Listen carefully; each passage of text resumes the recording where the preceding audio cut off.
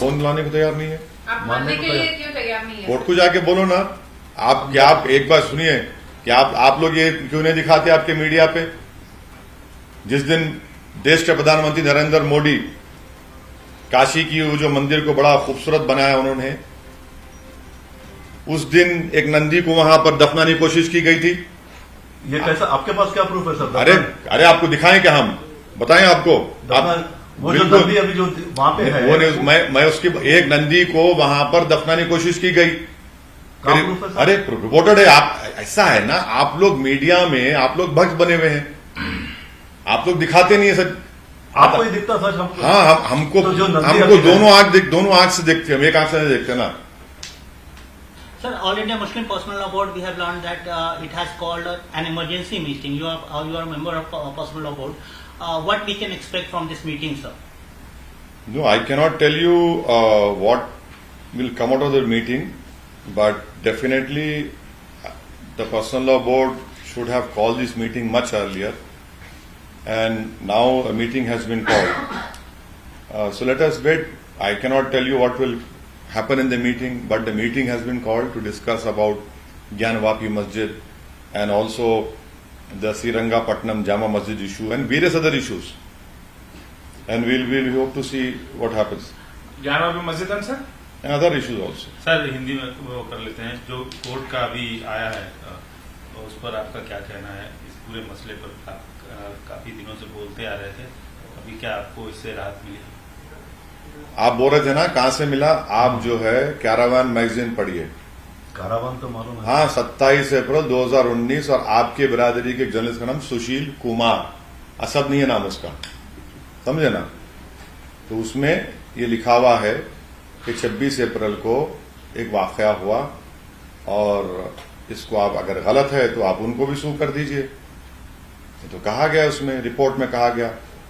अब ज्ञानवापी में तो नंदी दिख रहा, फिर उसके ऊपर नहीं, ये अरे भाई साहब, ये तो सब ये कहा गया ना, ये सब चीजें हुई बोल के, ये सब चीजें हुई। अब आप उसको नहीं मान रहे तो इसलिए ढूंढ के निकाला आपकी नॉलेज में इजाफा करने के लिए। सिर्फ एक ही कैरावान वही मैगजीन में। हाँ।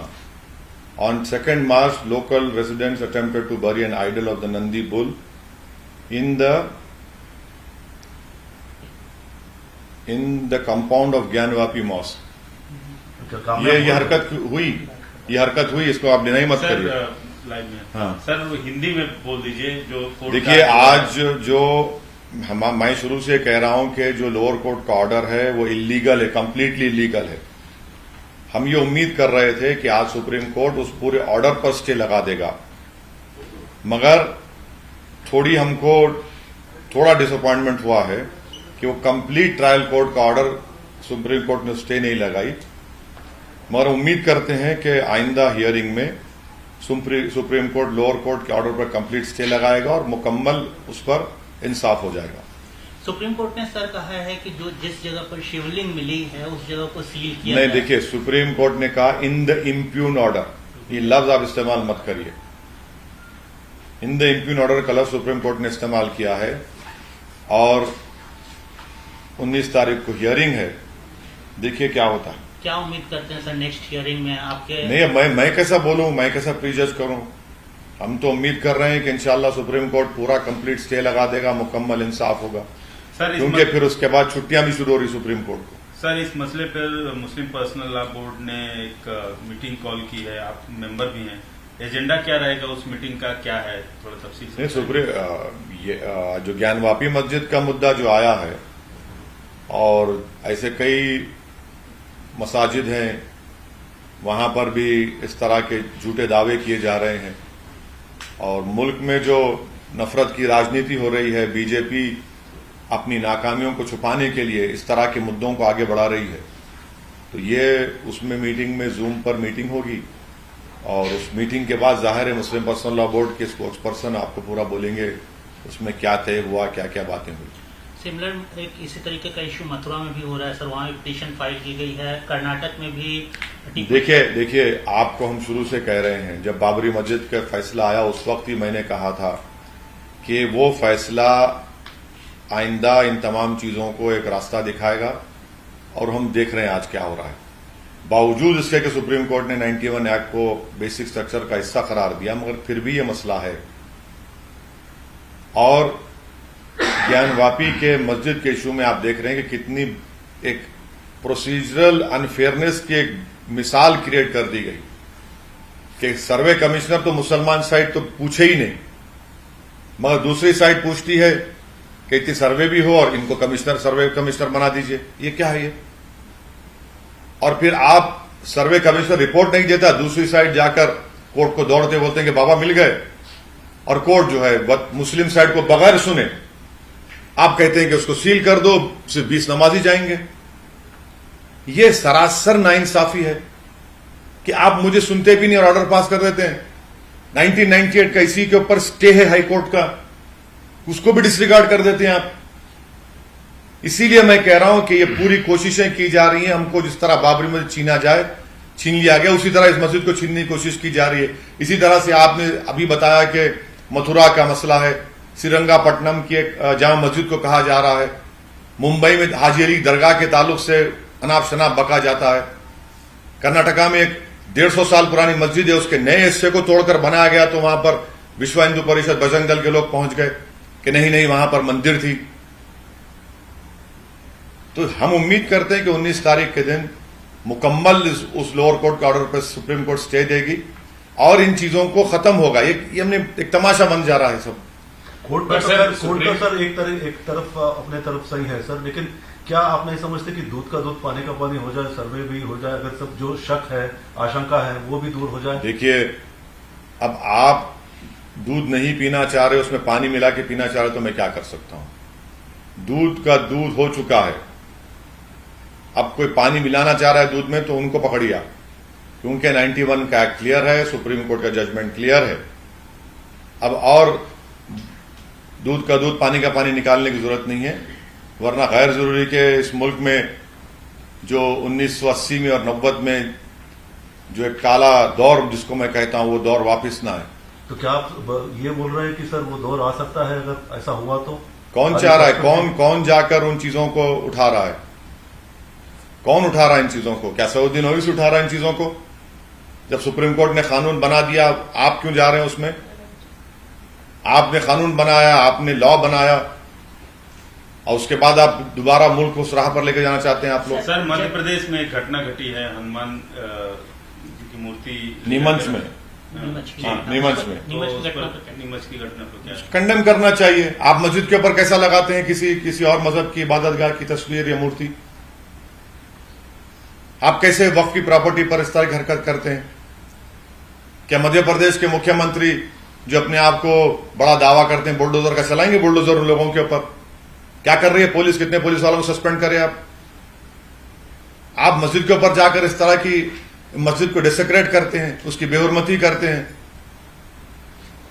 बल्कि मस्जिद को जलाने की कोशिश की गई, वहां पर खड़े हुए मुसलमानों के गाड़ियों को आपने तोड़फोड़ कर दी, जुलूस की शक्ल में आते हैं और पुलिस उनका इस्तकबाल करती है बारातियों की तरह।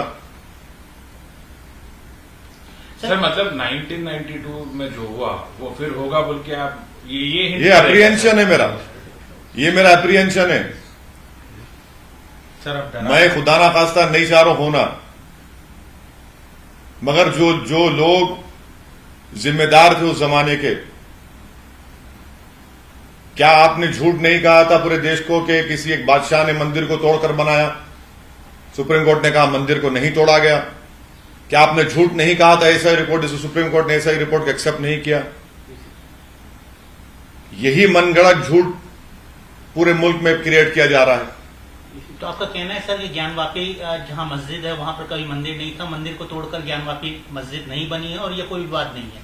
मैं ये कह रहा हूं कि 1991 का एक्ट क्लियर है, उसको मानने की जरूरत है। सुप्रीम कोर्ट का जजमेंट बाबरी मस्जिद में और राम मंदिर के सिविल सूट में जो आया, उसमें जो सुप्रीम कोर्ट ने पैराग्राफ नंबर 83 पर जो ऑब्जर्वेशंस दी हैं, उसको मानने की जरूरत है, ये बहुत जरूरी है। सर, सुप्रीम कोर्ट ने यह भी कहा क्लियरली वजू नमाज वहां पे कर सकते हैं, मगर शिवलिंग को प्रोटेक्ट करना चाहिए। तो सर इस पे आप क्यों नहीं बोलते? शिवलिंग नहीं, इम्प्यून ऑर्डर का वर्ड आप पढ़िए। आप लोग DM नहीं, should do, no sir, DM should No, do no. everything to protect the Shivling. Impugn order, you should read impugn order. अच्छा, आप बार बार पूछ रहे, Parliament has mandated in no uncertain terms the history and its wrongs shall not be used as instruments to oppress the present and the future। क्या मतलब? इसका मतलब ये है कि थोड़ी बहुत जो मेरे को अंग्रेजी आती है कि पार्लियामेंट ने इस बात को अनसर्टन टर्म्स में बतला दिया कि हिस्ट्री में अगर कोई गलतियां हुई, इसको आप इंस्ट्रूमेंट के तौर पर इस्तेमाल नहीं करेंगे लोगों को दबाने के लिए, जो प्रेजेंट और फ्यूचर के लिए। ये पढ़ लीजिए। करेक्ट, कौन कर रहा है? बिल्कुल। अगर कोई गलती हुई है, ये क्या हो रहा है फिर? ये क्या हो रहा है? ये जो सुनिए, नहीं 98 में इस पर स्टे है, नहीं है। इसी मसले पर 98 का कोर्ट का स्टे है।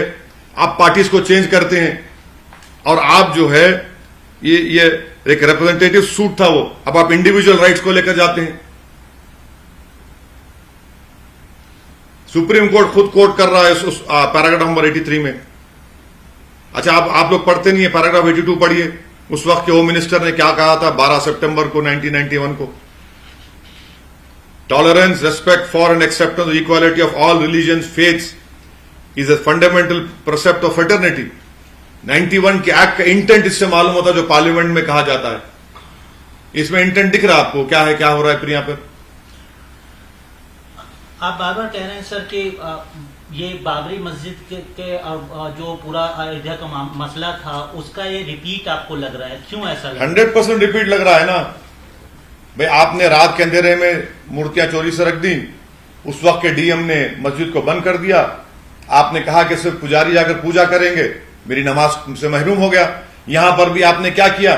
आपने कहा सिर्फ 20 लोग जाएंगे।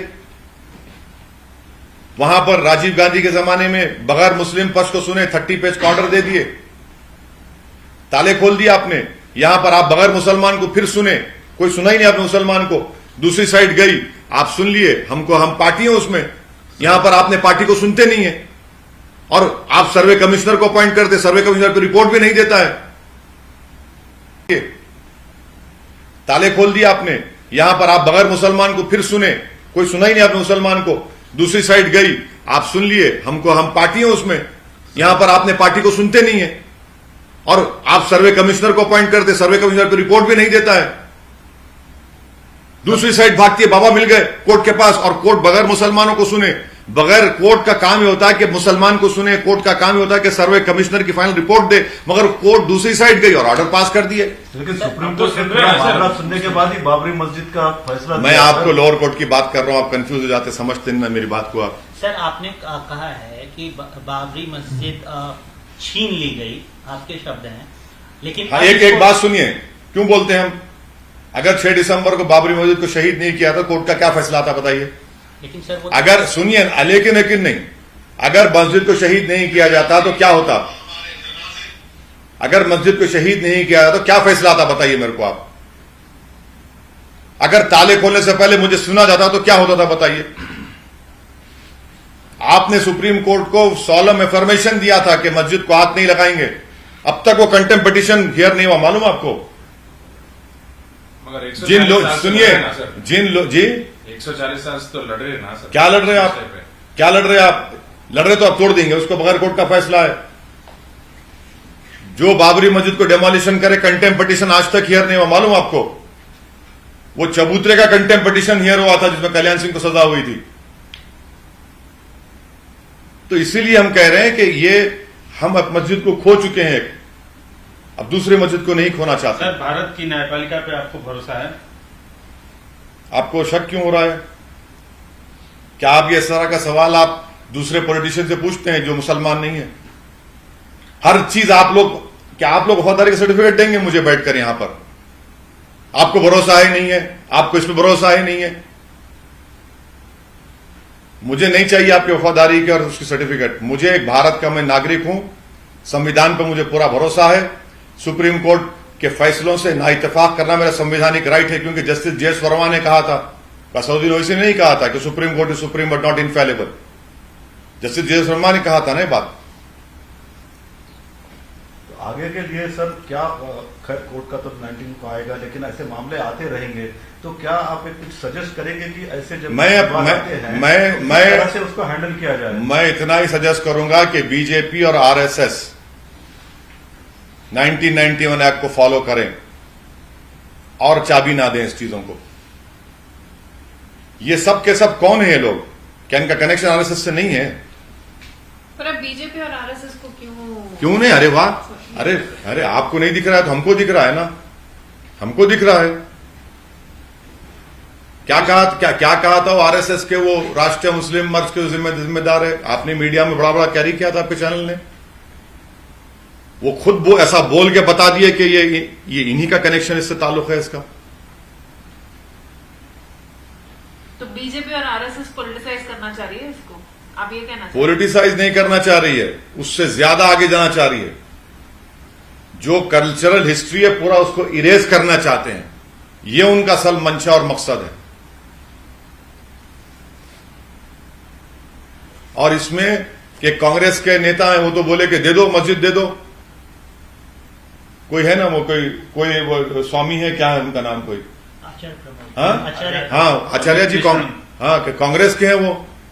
भाई साहब मस्जिद मेरी भी नहीं है, मस्जिद ना मेरे माँ की है, ना मेरे भाई की है, ना मेरे खानदान की। मस्जिद अल्लाह के नाम पे होती है, क्यों देंगे मस्जिद हम? क्या कांग्रेस पार्टी उनके बयान से इत्तेफाक करती है? देश जोड़ो की बात करते हैं और देश तोड़ो के काम आपका आदमी बोलता है।